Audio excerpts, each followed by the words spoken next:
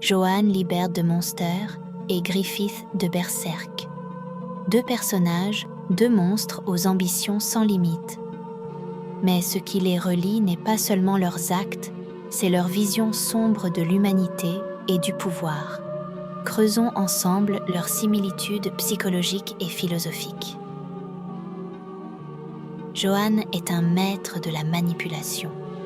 Pour lui, les autres ne sont que des pions qu'il manipule sans remords, les poussant au bord du désespoir, dévoilant leurs pires faiblesses. Il voit le monde comme une illusion vide, où la morale n'a aucune importance. Griffith, lui, utilise également la manipulation, mais dans un but bien différent, réaliser son rêve de créer son propre royaume.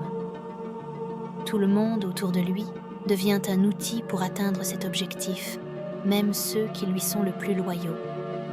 Il n'hésite pas à sacrifier ceux qui l'aiment pour son ambition divine. Mais au cœur de leurs ambitions, Joanne et Griffith partagent une vision du monde sans morale traditionnelle.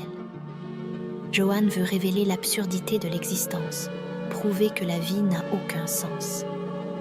Griffith, lui, pense que tout peut être sacrifié pour son rêve, même l'âme de ses plus proches compagnons. Les deux incarnent une forme extrême du nihilisme. Joanne est l'incarnation du vide, cherchant à plonger l'humanité dans le chaos.